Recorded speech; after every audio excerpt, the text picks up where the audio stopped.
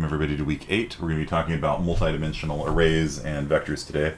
Just want to show you what I've been working on for Seaside 1. It might give you some inspiration for your games that you're making.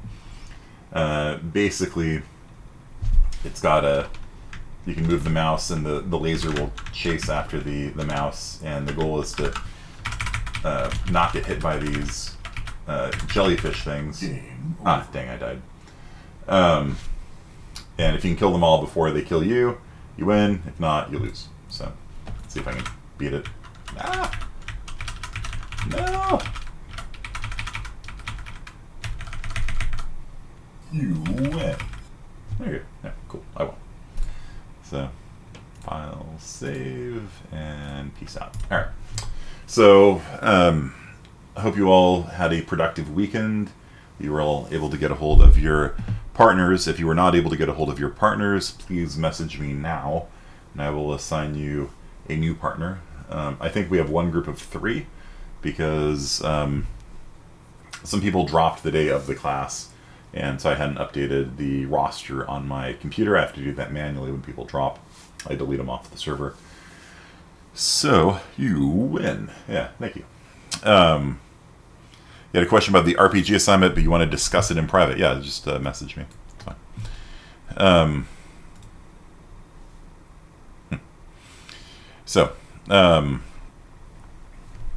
Yeah. So hopefully all of you were able to get a hold of your partners. If you weren't, again, let me know. Any ghost partners, people that aren't just responding to you, they will be put into groups with themselves, and then they can flounder in ghostness with each other.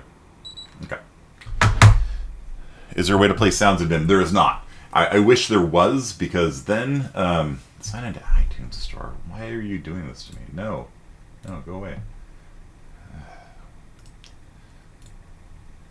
I don't want to sign in just to play my own music that I own. It's pretty ridiculous. Okay. Yeah. If there was a way of playing sounds in Vim, then technically almost anything you can do on a PC you could do through PuTTY on a server in terminal mode.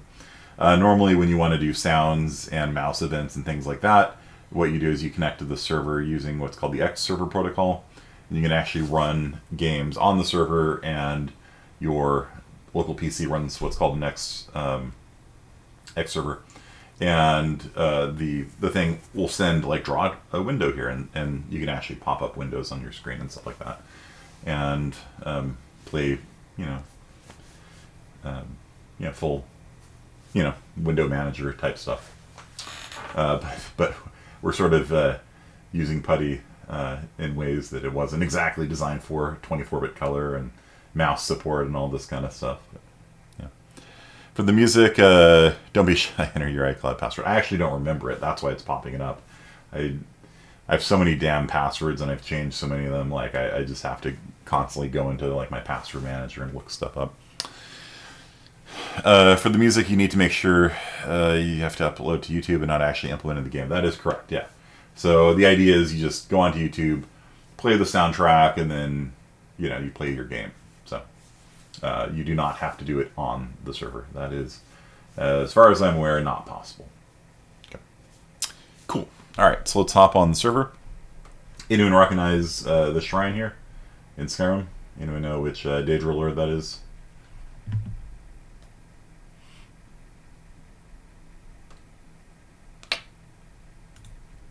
That is correct. Right. That is Azura. Okay, system required. I should probably have gone to that, huh? Okay, so let's talk about 2D arrays and 2D vectors. So the sad reality is that modern C++ actually needs to have a matrix class. A vector is, by definition, a one-dimensional array of data.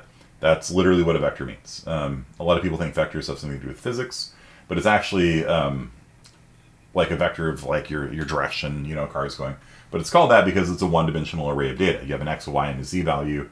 That's the speed you're moving in those 3 dimensions. A vector is, by definition, one-dimensional. There are 2-dimensional arrays. There are not 2-dimensional vectors by default. What you can do is make a vector of vectors, which is kind of suboptimal. But 2D arrays have all the problems that 1D arrays have, so they're suboptimal also. A lot of people recommend just making your own matrix class or whatever. I think it's frankly ridiculous that it's not part of the standard. I have several books over here, and they show you how to make your own matrix class. I'm like, if everybody has to make their own matrix class, it should be in the standard. That's all I'm going to say. So if you're kind of annoyed at this, believe me, I'm annoyed as well. So let me start off with just like a 2D array.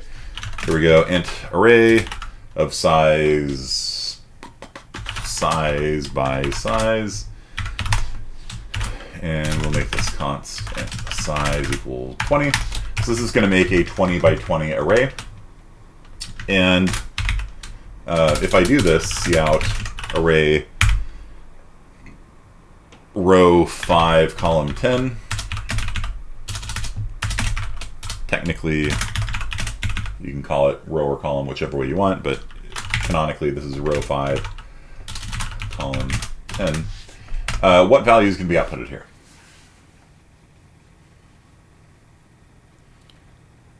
Sun and Moon. Yeah, Pokemon Sun and Moon. It's not Azura. It's she just likes playing Pokemon. It's a Sun and yeah. Okay.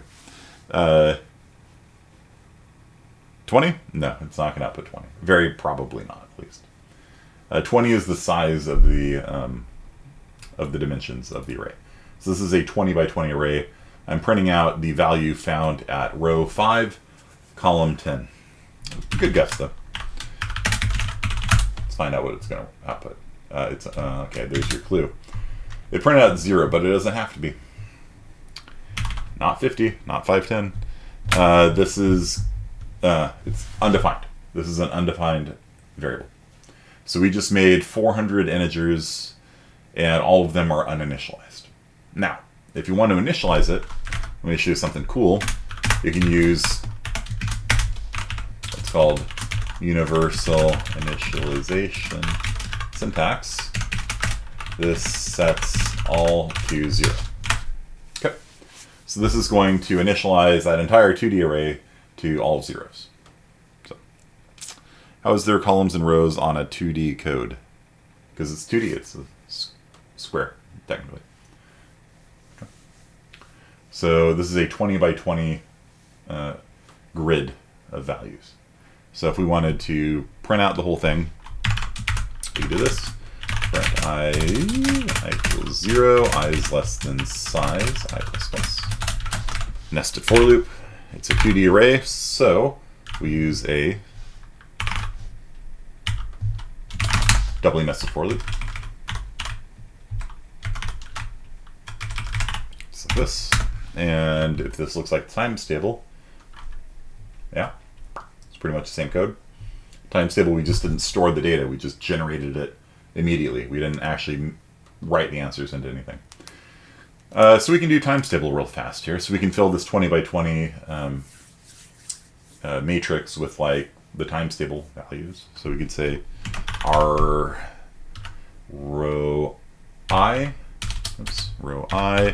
column j is equal to I times j, like that.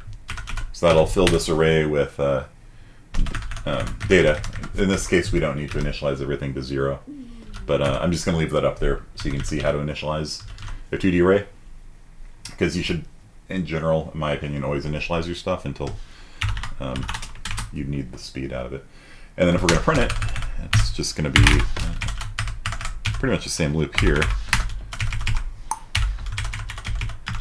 So,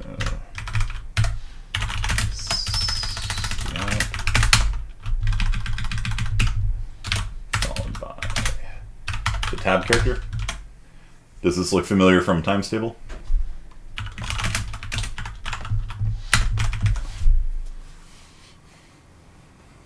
In times table you didn't have the 2D array, but all the rest of the code is basically the same. So what we're doing is we're filling a 2D array with the product of the row index and the column index, and then we're printing it out. So this is the row, this is the column, and then we're doing a little tab character in between each one. And at the end of every row, we are printing a new line. I could put the cout in the first set of for loops and then not need the array, and that's in fact how Timetable was done. Timetable was this code just not storing the values. Okay, it's a little bit too big. Let's shrink it down a little bit. So let's make it size 13. That should fit on the screen, right? There we go. So we got the 12's times tables, right? So can you have a 3D array? Sure. What's stopping you? Yeah, so this code is exactly the same as the Timetable assignment, except for instead of just outputting it, we're actually writing it down. And then if we ever needed to look up the data later, we would have it, and we could look it up like this. Okay. If you wanted to have a 3D array, you could add another thing on here. And size. And if you wanted a 4D array, you can do that. And a 5D array, you can do that. And a 6D array, and a 7D array. There you go. Knock yourself out. The biggest dimensionality I've seen was about 40-ish dimensions. We actually used a macro to write that code because nobody wanted to write a 40 nested for loop. So we had a macroing program that would generate the actual code. So we had something like this, like make this 40 dimensions, and then copy and paste this for loop 40 times and change the index from I to J and then J to K and then K to L. And so we didn't actually write all the square brackets because it got stupid at that size. So what does Beyond 3D even look like? There are these things called like hypercubes and hyperspheres and things like that. But where'd it go?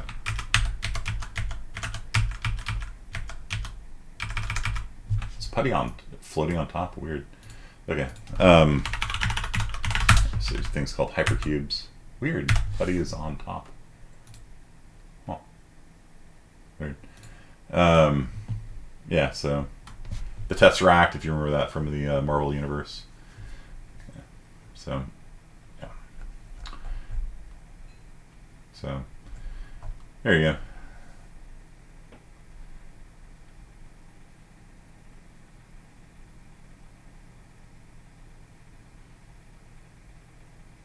Loki has obtained the Tesseract. Okay.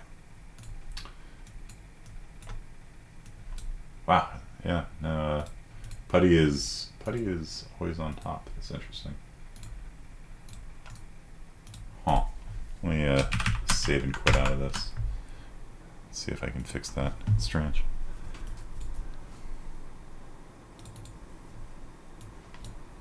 There we go. I don't know. Don't tell you. All right. So then main.cc. So I've seen a model of 40. It's impossible beyond that. No, the same principle applies. You basically take all the points and then move them in the new dimension. Right? So you have a line, right? And then you move them in the new dimension to make a square. And then you have a square, and then you move them in the new dimension to make a cube. You have that. You move them all in a new dimension to make a tesseract. You have that. You move it all in the fifth dimension to make another hypercube. And you can just keep doing that forever. You might think that these things are just sort of like mathematical curiosities and not really of any practical use, but I can tell you I've used them in, like I said, in my own professional practice. That was one project, but then another project, like anytime you hear about neural nets and things like that, what a neural net is doing is that it's carving up different regions inside of an n-dimensional space. So if you have a 40-dimensional space, what you're doing, like, let's say that you're trying to classify email. This is a project I actually wrote and released. You're trying to classify email into spam and not spam. So you've got 40 different inputs into it, and these inputs are things like what percentage of the letters are all caps? How many special characters are in there, like dollar signs and things like that? How often does the word Viagra appear? That kind of stuff. And based on the 40 inputs, what that does is it creates a 40-dimensional space.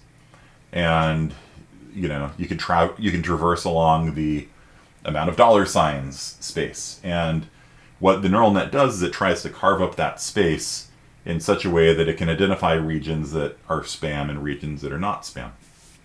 Then every time an email came in to my system, it would run it through the neural net. It would basically locate it in this 40-dimensional space and then be like, is this within the spam zone or is it within the non-spam zone? And then it's like flagged spam, flagged not spam. And then you train your neural net on thousands and thousands of emails, and it gets more and more accurate the more you train it. And then you're done. After it's trained, I had it hooked up to my incoming email. So every time an incoming email came in, it would run my program, pass in the email. It would flag it as spam, not spam. If it was flagged as spam, it would go to the spam mailbox. If it was not spam, it would go to my inbox. And I implemented that before there was commercial spam filtering available. Who was I reading about?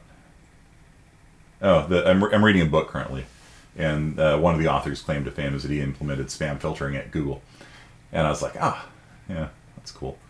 You know, he was doing that around the same time that I was working on mine. You know, and I released mine into the public domain and never made $1 off of it, and you know, he became a professor at Stanford. So I think I came out on top though. I kind of like teaching here better.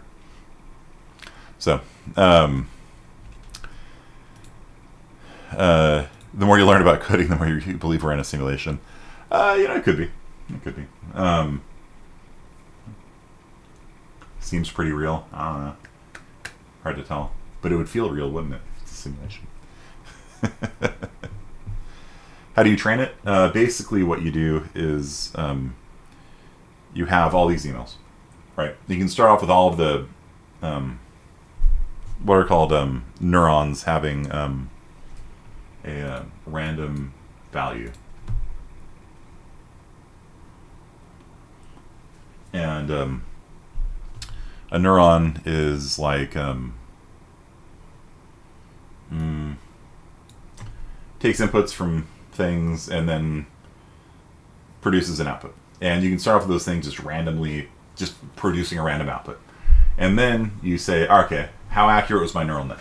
Not very, as you would expect. So what you do then is you then randomly move just randomly re-roll the parameters and see if it was more accurate or less accurate.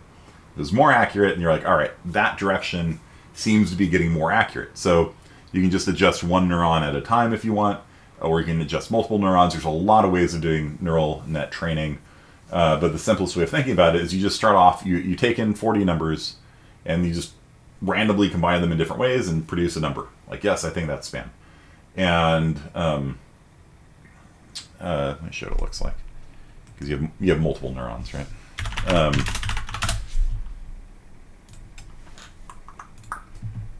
Yeah, something like this, right? And so they can just combine them in any way they want, and then you output true or false. It's spam, it's not spam. And so what you do is you start off randomly rolling dice, and then you might say, okay, maybe if this one is higher, we produce a higher output on this one. And you see if it gets more accurate or less accurate. Then you try it on another input and another input. You just randomly try going higher and lower. Maybe this input should give a higher output. Maybe this one should give a lower output. And each time you see, was the overall net more accurate or less accurate?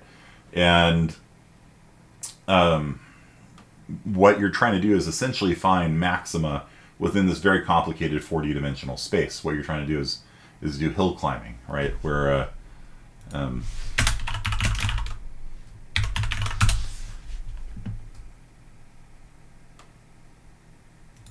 guess that's the closest illustration.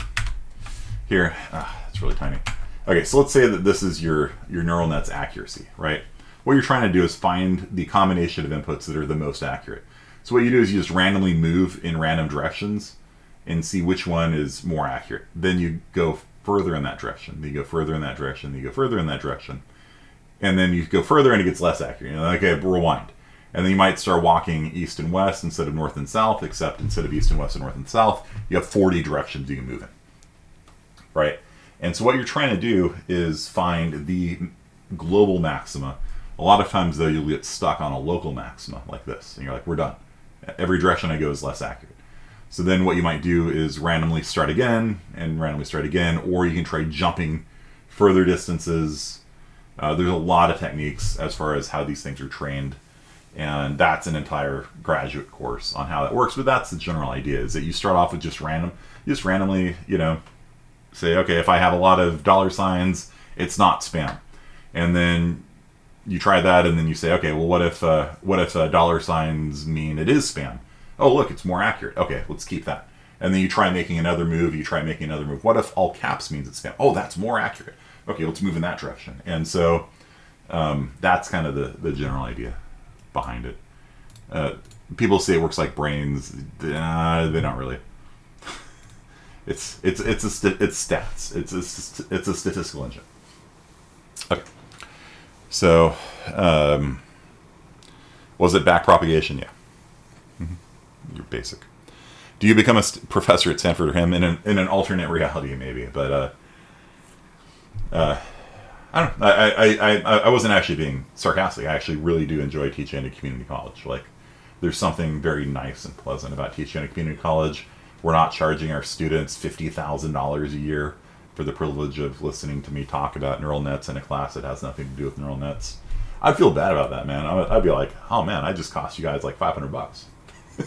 I just spent 20 minutes talking about something that, man, I feel bad now, you know. But now, who cares? It's community college. Kearney likes having tangents. Yes, that is absolutely true.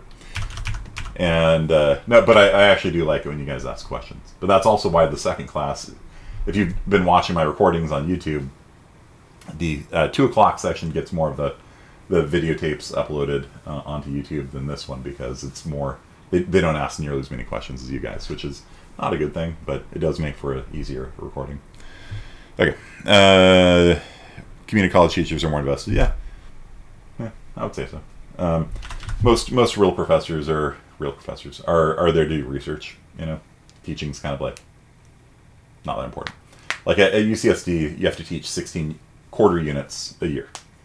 Quarter units, not semester units, quarter units. So that's teaching 4 classes a year.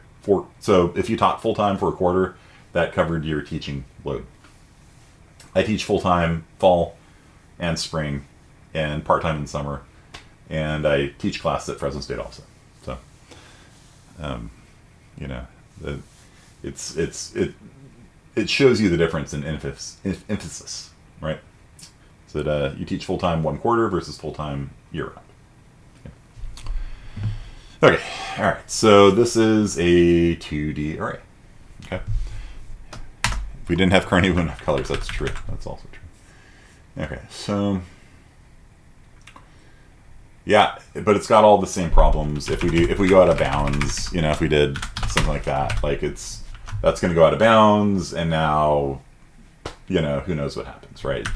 So rather than using 2D arrays, I recommend using 2D vectors, which are a hack. Like, I'm not gonna try and sugarcoat it to you. Like, it's not great. So there's a couple different ways we can do this. And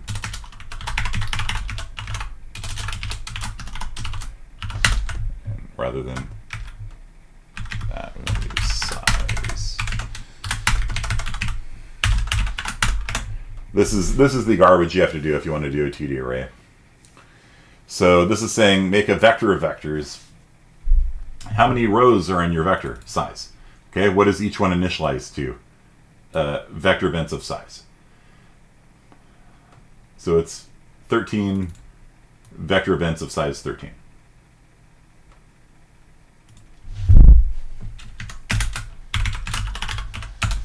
Okay, that's the best that I can do for you.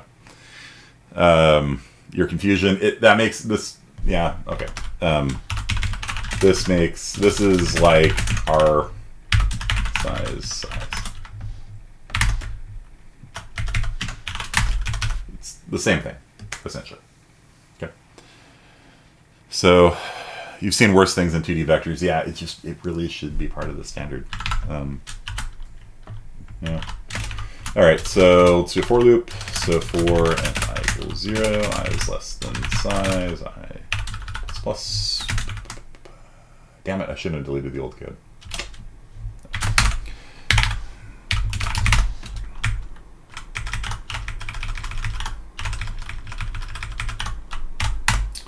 Okay, so we will set vec.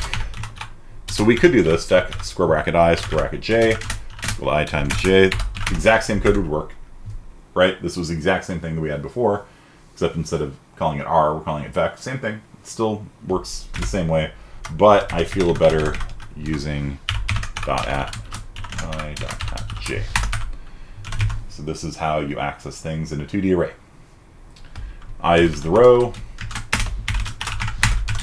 j is the column. Okay.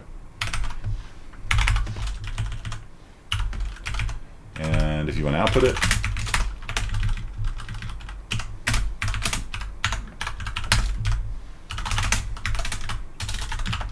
just like that. So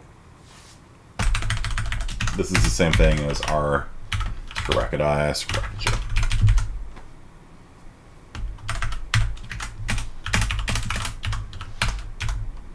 Same code, except it does bounds checking.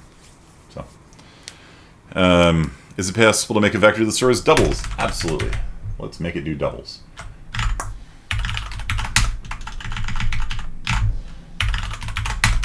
There you go. It stores doubles now.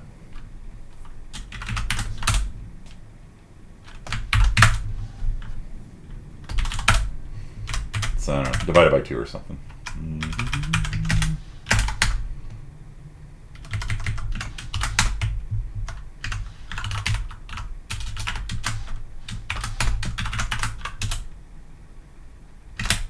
Okay. So we now have a times table of doubles. Is a multi-dimensional vector better than a multi-dimensional array? Yeah, because it does bounds checking, right? So if I tried going out of bounds by doing something like this, then it stops it. Whereas if I used an array and did square bracket array I minus 1, it would go out of bounds. I wouldn't know. It would just read and write to whatever is there in RAM, and that is terrifying. It really is. It's not terrifying, perhaps, to new programmers. To any experienced programmer, the notion that you're just reading and writing to random variables in RAM is just like, ha. What are you changing? I don't know. I don't know what I'm changing. I'm changing something. Hope it wasn't important. You think that R square bracket 1, square bracket 2 is a little more difficult to read? Oh, interesting. Yeah, I've actually found this to be a little bit more readable because it's more compact, you know? Yeah, it works out. It has the same meaning. Let me fix this. Can you go over the syntax again for making it? Yeah, you're going to have to just memorize this. That's why I said sorry. So what this is doing is it is making a vector. A vector is by definition a 1D array. And so we are hacking a 2D array by making a 1D array of 1D arrays. So let me switch to OneNote. Where's my stylus? What are you changing? I don't know. Yeah, it's horrible. Could you make a self-destruct program by making a program go out of bounds and writing to it? Yeah, I mean, most CSI40s do that at some point. You know, like most CSI40 students at some point will go out of bounds and it'll crash. The operating system knows when you go too far out of bounds. Let me sketch that out for you. Do I not have a notes for this? Really? Okay. New section. CSI40 fall 2021. Memories all alone in the moonlight. Okay, so let's talk about how memory works. Okay. So down here at memory address 0. Okay, and up here is the top of memory, which is 7FFFFF. Okay, so when your program runs, there is something called stack up here. Okay, and the stack grows downwards. Every time you call a function, the stack grows down. Okay, and every time you return from a function, the stack rewinds back up. So the program, the operating system technically knows where the top of stack is and where the bottom of stack is. And so if you ever did something like R, negative 50 or something, you tried accessing memory too far out of bounds, the operating system is like, no, bad program, boop, boop, and it kills you, kills your program. Okay. Your operating system knows where all the different chunks of memory are. So it's got, I should probably mention that everything near 0 is a minefield of doom. Okay. If you ever try accessing near memory 0, it will kill your program automatically. And then your code segment, which is where your program is above it. Then above that is something called the data segment. There's other segments as well. These are the important ones. Data segment grows up, stack grows down, and it knows where the beginning and the end of each of these things are. And your vectors are going to be down here. Arrays are up here on stack. That's why they have to be smaller. Vectors are down here. So if you tried accessing vector element 1000 or something, and that trying to go out of bounds up here, again, kills your program. Okay. So if you ever heard of the website Stack Overflow, it comes from that kind of thing. The law is the law. Yeah, so the reason why I'm going over 2D arrays today is because it might help you make a world map. So what's going on when you go out of bounds is you can go out of bounds a little bit, and that's what's terrifying. If you go out of bounds a lot and it kills your program, yay, that's good. It's actually good for the operating system to kill your program when it's misbehaving, okay? Because it tells you, hey, you did something wrong.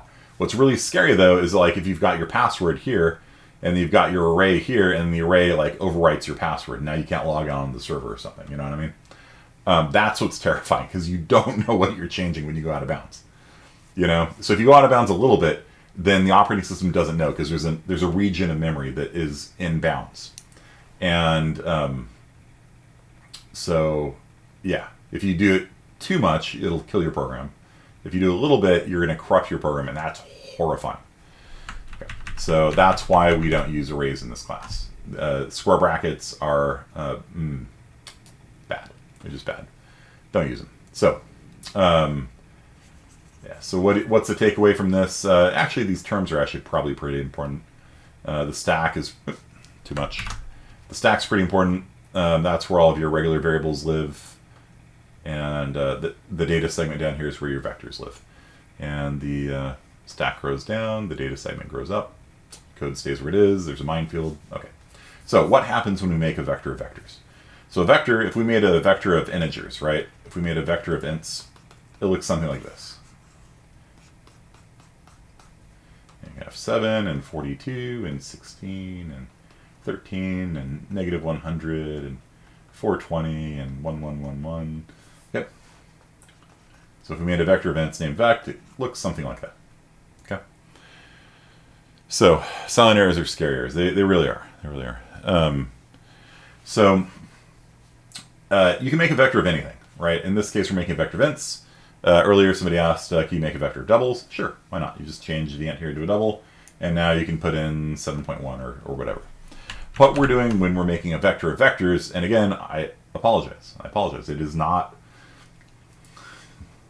It's not an optimal solution. I'll just say that again. It's just, there's just nothing better, honestly. Instead of making a vector of ints, what we're going to make is a vector of ints. You see that? So the type of the vector is that it holds a vector. Okay? So rather than holding an integer, each one of these elements here, and thank you for asking a question, by the way. It's much better for students to ask questions than to silently be confused. It's better to be vocally confused, so I can help you. So each one of these slots in the vector are instead themselves a vector. Okay? And that's what causes it to be a 2D array. So it's not exactly a 2D array, because technically each one of these vectors could have a different size. That's why I said it's not a great solution, but at the end of the day, what you end up with is a grid like this. And then you can say vector, vec square bracket 3, square bracket 5. And that would go 0, 1, 2, 3, 2, 3, 4, 5, and it would access that one. Okay. Or vector dot at 3 dot at 5. It's a better way of doing that. So if you wanted to access this element, row 3, column 5, then you would say vector vec dot at 3 dot at 5 is equal to 17. And then that would put the number 17 there. Can you make a vector of arrays? Sure. Yeah. Oh, yeah. Yeah. Is vector square bracket 3 square bracket 5 dangerous due to potential out of bounds? Yes.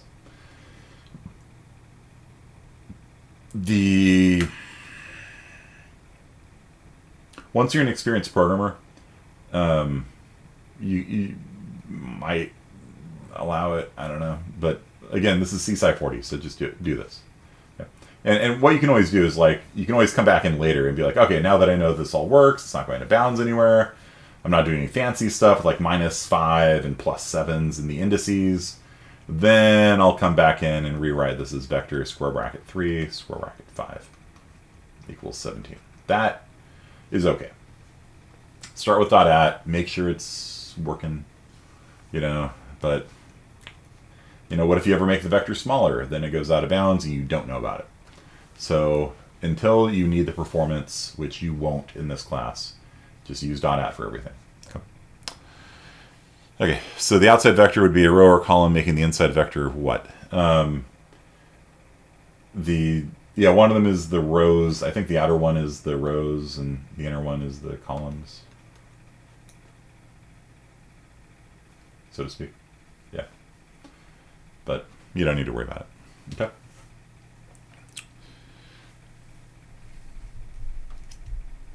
At what point would we become experienced programmers? Usually around the time you're a junior. This is a gradual process. Okay. It's after 41, no, after 45. Then I would give you permission to use square brackets. Maybe during 45. Never, you just keep learning more and more. Yeah, that's true. You never stop learning. But I would say around the time you're a junior, you'll have an idea of what's going on.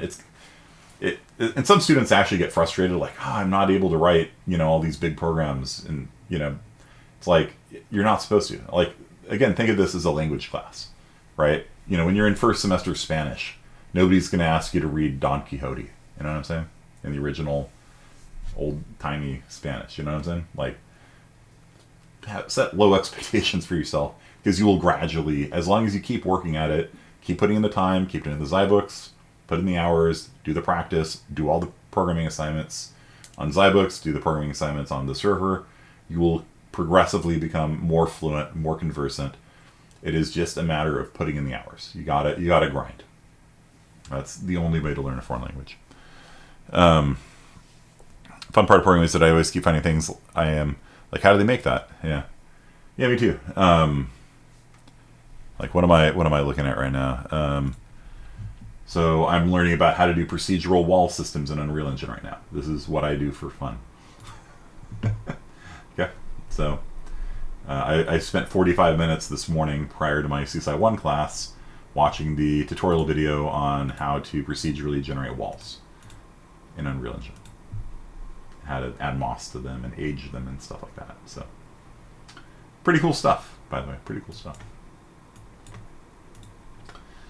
Never stop learning. Okay, so vector of vector events, yeah.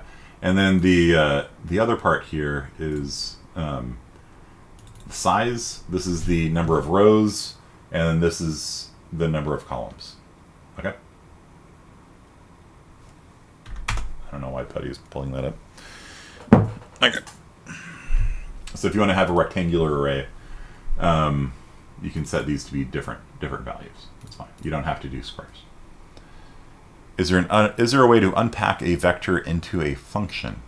What do you mean by unpack? You want to pass it to a function or something like that?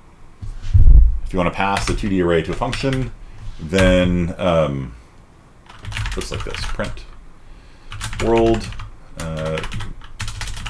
response. Vector of ints named by reference named vec. Just like that. Okay. So that's how you pass a vector to a function. So it's the same type. Wait, we have doubles here. Sorry. Doubles. So that passes the 2D vector to the PrintWorld function, and then you can print all the values in it, or whatever. Probably pretty useful to have if you make a world map or something. For your world map, you could do like a vector of chars, like that, and then have like dot mean it's an open space, or hashtag mean it's a wall, that kind of stuff. So let's take a look at the demo code here. So if we go over to the RPG40 assignment. Okay. So the sample non-blocking IO code is it doesn't do bounds checking.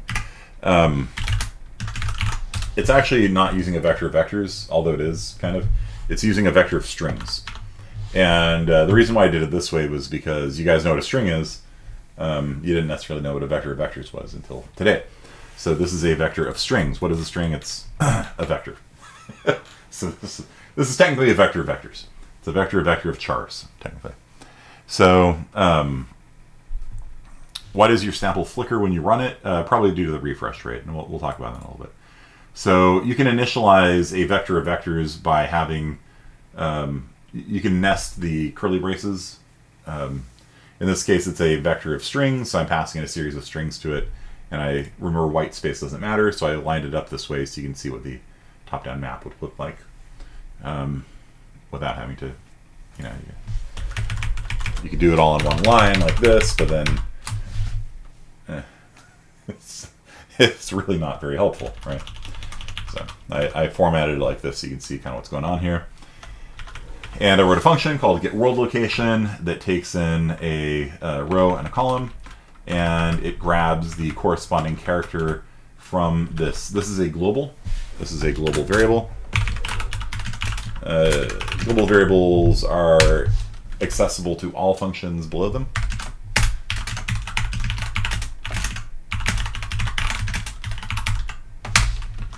And they're considered bad practice. In this case, something like a world map is probably okay. It's not multi-threaded, so where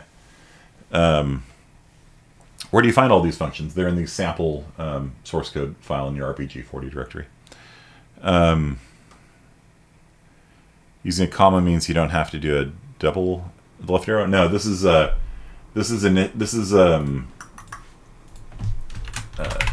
remember how you can initialize a vector this way?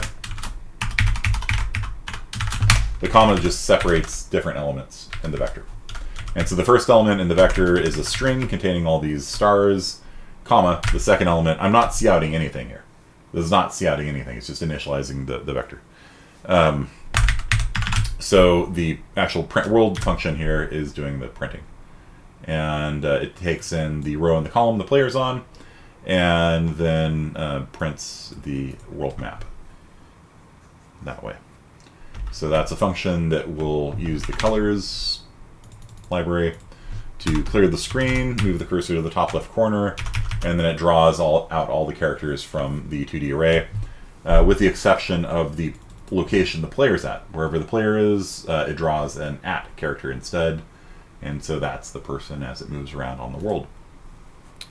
Are you able to rip these functions from the sample code? That's why they're there, man. They're there for you to use. Steal them as much as you want. Can you quickly show syntax for an empty vector that takes input values? What do you mean an empty vector that takes input values? Yeah, please elaborate and I will most certainly show you. So yeah, so here we have a vector of vectors, and this is how we can grab individual spots out of it. So you would need to use something like this if you wanted to do like collision, right? Like right now we can just walk right through the walls, right? Like a ghost. And we probably don't want to allow that, right? We probably want to make it so that if the spot we're going to move to is a wall, which might be one of the vertical slashes or horizontal slashes or stars, then we don't do the move. And so down here, right now, we just allow the move no matter what. We probably need to turn that one-liner into a block of code and say, if the new spot is a wall, then don't move, otherwise do move, that kind of stuff, and do that for all 4 directions. Or if you're clever, you can find a way to only check for the new spot being a wall once. Okay. So if the new spot's a wall, don't move. If the new spot is open or a letter or something, then do move to it. How do you access sample code? It's in the RPG40 directory. It's called sample non-blocking IO. Are you vimming it or just typing in sample non-blocking IO? You have to type vim space sample non-blocking IO. We aren't allowed to copy paste it. You can copy paste all this. That's why I gave it to you. Feel free to plagiarize it as much as you want. So bring is probably what's happening is you're probably just saying sample non-blocking IO.cc and it'll say permission denied because it's not a program. You have to type vim. Okay. That's half the work done. Yeah, it is. It is. I don't you just, well, so, like what Sally is saying is, like, you can't just, like, turn this in and get points for it, right? Like, if you just, like, here's my game, it's got a world, no. You can't just turn this in. You can use all the code, but just don't just, like, turn this in and be like, here you go. I have a world map. Give me an F. No. You can steal all the code, just, like, change it, you know. Do stuff with it. Okay. All right. So, yeah. Okay.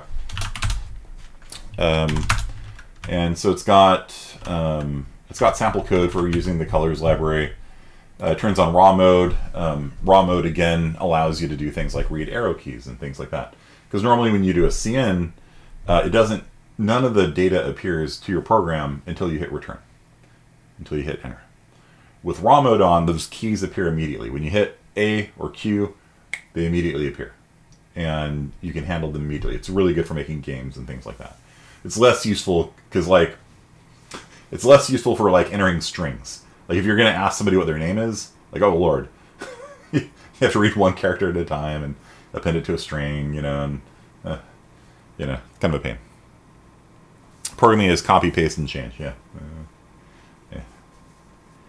So why is it flickering? Okay, well, so what's going on here? We start off by grabbing this number of rows, number of columns, whatever. We have it set to run at 5 frames per second. You can change that to a higher value and it'll run more smoothly. We start off at the middle of the map, yeah. So we turn on raw mode. Raw mode means each keystroke immediately is available to the program. Okay. Show cursor off. So the cursor is the green dot, the green square you see here. Turns it off so it looks more like a game again. If you see out dialog, it will appear wherever the cursor is. So there is a program, there's a function called move cursor, and it moves the cursor to whatever row and column you pass in. So if you want to like output something like this, what I did was I moved the cursor to row 2, column, however many columns I have, +5. So it's going to appear 5 to the right of the map. And then it prints out row and prints out the row in blue, prints out the column in red, then it resets the colors. So when I run it, you can see here's the map, and then 1, 2, 3, 4, 5 to the right, it's printing the string. So if you want to see out something, just move the cursor to some unused part of the screen and print out your dialog there. Okay. So like if I move over X, you can print out, hello, I am a humble shopkeeper. I am selling candy for 20 gold pieces, or whatever. Here, take this. You will need this for your journey ahead. Does your map have to output a visual element like this? Yes. Your world map must be like this. You don't have to use this code, but you have to have some sort of like visual representation. You can't just like print you are in the library. You have to show it. So if you're counting dialogue, Segwin, it'll appear wherever the cursor ended up. So we're, like if you print the world, the cursor, after you print the world, the cursor is going to be right here. Okay. It's going to be right there. And so if you counted hello world or something, here, and I'll print this in teal. Hello world. Teal's not declared. Okay, fine. Bright. Whatever. I'll just print out normal color. You can see hello world appears right here. Okay. So the cursor was here. There's an inline, and then so that's where it'll appear. Just wherever the cursor was, which might surprise you depending on what you're doing. Cayenne, yeah, that's the one. Nice. And if I want to put it at a different place, if I want to put it at row 0, column 20, then it'll appear here. Top row, column 20. Okay. So you can use move cursor to choose where the stuff's going to appear on the screen. Okay. It's a lot nicer than you thought it was going to be. Yeah, I made this deliberately to be easy to use. Incurses, which is sort of the go-to standard for doing this kind of stuff, if you see out anything, it breaks everything. Just everything, the letters appear in like a stair-step fashion. It needs control of the cursor, and if you ever move the cursor, then everything explodes. So you can't use cout at all. You have to use its print functions, which are from the C world, not from C++. So mine is deliberately designed to be very nice and compatible with C++ stuff.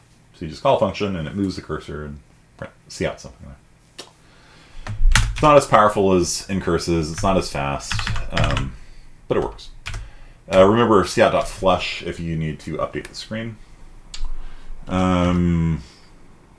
You have to have a win condition in mind. If you move over the Z, it prints out you win. It beeps 3 times. That's the beep character. It sleeps for, 2 seconds, then it quits the game. And then if you don't type anything in, then it goes to sleep. So you sleep is not only what students do in my class, but it's also a function for microsecond sleep. And so there are 1 million microseconds in a second. And so if you were to use sleep for, here, 2 million microseconds, that sleeps for 2 seconds, and then it quits the game. I have the FPS set to be 5. So 5 times per second, it'll do this loop. Okay. Is this edited version of Vim going to appear on the CD for RPG40? What CD? Yeah, you already have it. It's in your directory. And so if you want to make the thing a little smoother, right now it's sleeping for like 1/5 of the second. So you want to make it smoother, so the FPS is 60. And then it's a lot more responsive. It's flickering because I'm clearing the screen over and over again. So it is going to clear the screen 60 times per second. And so when you do the PrintWorld here, it clears the screen and redraws it. So it's clearing and redrawing, clearing and redrawing. And frankly, you don't need to do that. You only need to redraw the world if you moved, right? So let's maybe add some let's add some intelligence to this so it doesn't flicker. And last of us, last row equals row, last column equals column.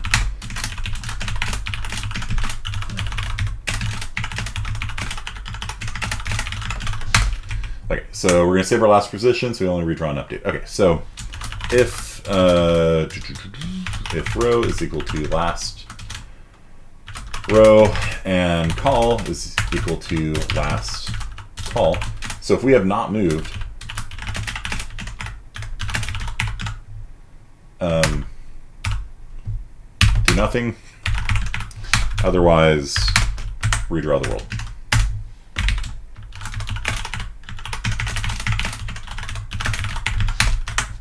Okay.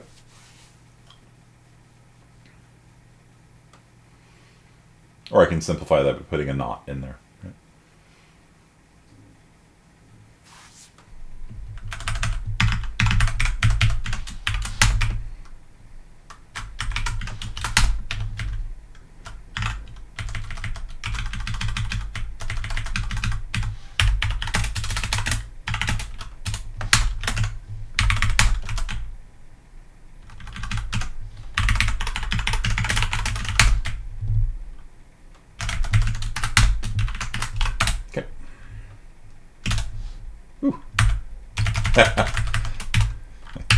It doesn't draw the first time. Yeah, let's start that. Let's draw the map once. Okay. Always test your code. Alright, so there we go. And then notice how it's not flickering anymore? Or is it? It looks like it's flickering. Oh, of course it's flickering. Because we're not changing last row and last column. Okay. So if we moved, like that didn't work very well, did it?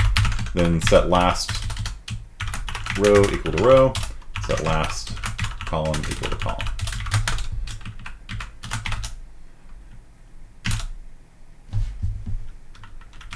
Good. Now it doesn't flicker. So we have flicker-free drawing. You can update 60 frames a second. Should probably put bounce checking in or something, but you can see it's flickering like when I'm holding down the arrow keys, it's redrawing really fast. But you win! Cool. Alright. What are the resources needed for a game like Call of Duty? Hundreds and hundreds of people. So AAA titles are very, very expensive to make. It's like in the tens of millions, depending on the game and the company and things like that. But a AAA title is a lot of money. Like, I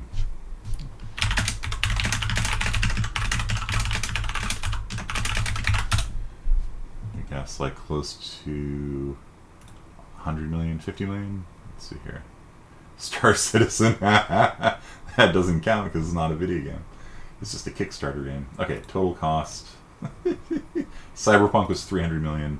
Call of Duty, okay, 300 million. Okay, fair enough. 300 for Grand Theft Auto 5. Star Wars The Old Republic. Wow, that was expensive. Way more expensive than it looked like when it launched, because there's a lot of it not completed. Halo 2, 200 million. Destiny, 150. Final Fantasy 7. Wow, that was expensive. Impressive. Battlefield 4. Genshin Impact, 100 million. Wow. Witcher 3. Yeah, okay, that game I believe. Mass Effect Andromeda. Oh, $80 million to get that game.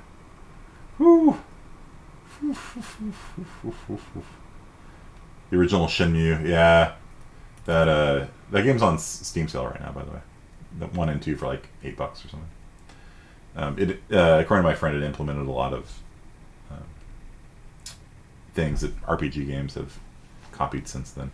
Mario Brothers 3 was 56 million. Wow. It's impressive. Okay. Yeah, a lot of money. There's a lot of really good indie games that are getting made. Yeah. Okay. So, yeah, if you want to learn more about game development, take IS-50. It's a fun class. Okay, so I guess I can push out this update to you guys if you want, as long as you haven't modified it. I can send this to you. You win. Should probably move the cursor down, right?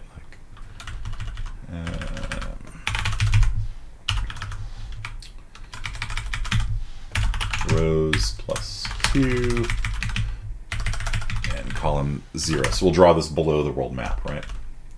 So, yeah. Okay. So if we hit Z, it prints down below there now. It was kind of appearing off the right-hand side. Okay, so that's basically that. Let's go over more 2D array type stuff. So now that we've got this 2D vector filled with data, what can we do with it? Well, we can add up all the elements in it. We can find the maximum element. We can find the minimum element. What would you guys like to see? What operation? We got all this numeric data. Do the average. This is what we did for lab time on Friday. Max. Okay, sure. So rather than scouting the stuff, find the max value in the vector. So we need to have a variable that keeps track of the biggest one we've seen. And we'll call that max. And we'll set it equal to 0, even though this technically is wrong. Maybe you can tell me on chat why that's wrong to use 0 there. If max is below vector.at_i.at_j, so we're going to go through the whole 2D vector, sweeping it like you're reading a book, top left corner to the top right, next row down, next row down, next row down, next row down. And if any element we find is bigger than the maximum we found, so if the current person we're looking at is bigger than our all-time greatest hit, our all-time biggest number, then our all-time biggest number we've ever seen is equal to that number. Just like that.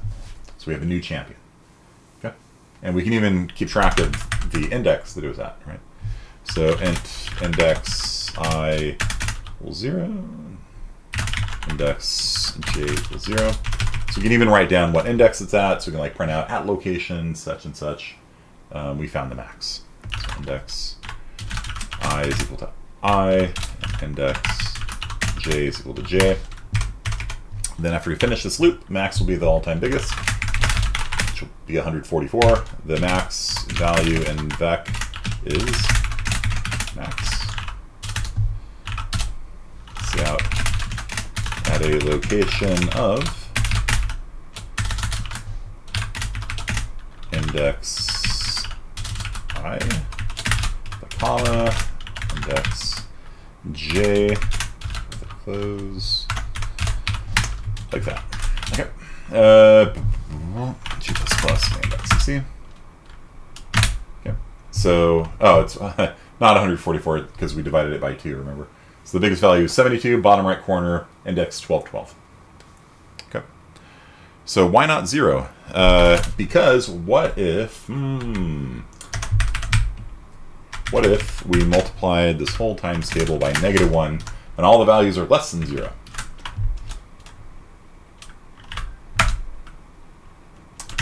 Then we have a problem, right? So we're not actually going to find the maximum value. We're going to just return 0, index 0, location 0. So that's the problem. So there's a couple different ways you can solve this. The first is you can set it to the absolute minimum integer value possible. Or the big brain way of doing this is just to say vector.at_i, vector.at_j. So you just started off, 0. Hello, there you go. There. So you just start with the max being the first element in the vector, and you set the index of the max to be the top left corner also, and then you go. So you just start max alpha at whatever the first element is, and then you're fine. So is this how you do bounds checking? The .ats are doing bounds checking for me. But I know that I'm within bounds because I'm following that pattern that I've repeated to you guys over and over again while doing loops. That's why we do loops this way, because they match how the indices in a vector work. And so if you have, as long as the size is correct, which it is here, then this will always be within bounds. But I don't even trust myself, so I don't use square brackets still. I could, but the .ats are doing the bounds checking for me. Okay. So do you guys understand this? What I'm doing here? So I'm starting off with the biggest element I've ever seen being just the first element of the vector, and then what's the location of the biggest element I've ever seen? The first element of the vector. And then as I loop over the entire vector, which is a 2D nested array, nested for loop, which is what you do for a 2D vector, then if I ever find somebody who is bigger than me, then I set the all-time biggest thing to the new guy and write down its location.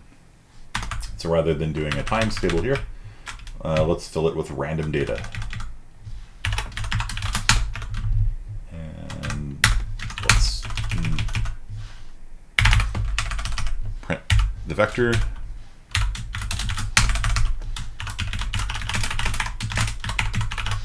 So for each row, for each column, see out the value at that row, at that column. I'm translating in English what I'm doing. Okay. Put the tab in between each one, and a new line at the end, and I'll turn these back into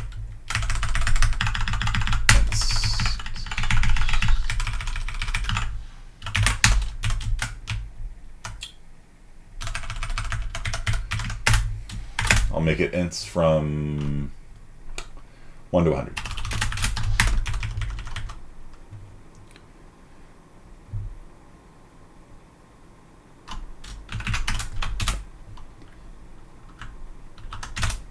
So here we have a big random array of data. The max value is 100. It is at row 6. Minimize my face. 0, 1, 2, 3, 4, 5, 6. There it is. That's 12, that's 11. Okay. And if we run it again, hey, we get the same values. Why? Why did I get the same values? I thought it was random. Why am I getting the same values? It's a mystery. srand. Yeah, I didn't do srand. Very good. Random isn't really rand. So srand times 0. Again, there are better ways of doing random numbers. These are easy to write, though. Okay. So this one is at row 6, column 2. Okay. So we're generating fields of random data and picking out the biggest one in each one. Okay. So you can use this for making your world map. This is a common way of printing it. If you're doing a world map, you probably don't need to put a tab in between each one because it's a 2D vector of chars, you know, so you just print all the things. Yeah. srand. Now, srand I think is a void function. I don't think you can... damn srand. Man, srand. I don't think you can nest... yeah, you can't nest it like that because it's a void function. So you can't put it... You can't pass it to another function. Unfortunately. Yeah. See if I can give you some more ideas. Make. So this is the starter code that I used to give students. You can see it's got a scrolling world map like that. If you get close enough to the edge of the map,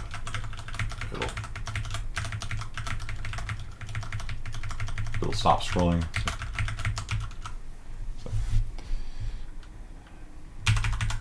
But this uses incurses, and my students kept complaining that incurses was too hard to understand it. So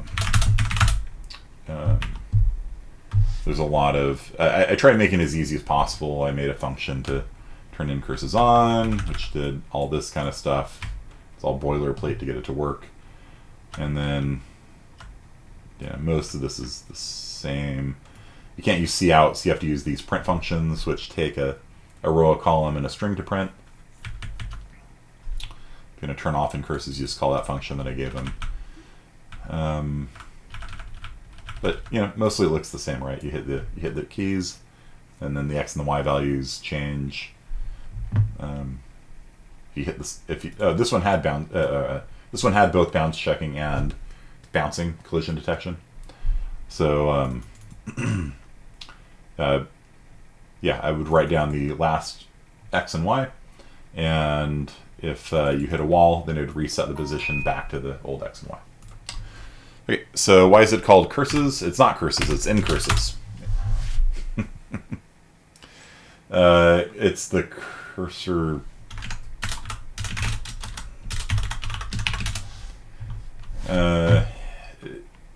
In curses was made by a guy named Pavel something or other. That was there's a whole drama behind the development of in curses. POSIX, what is it?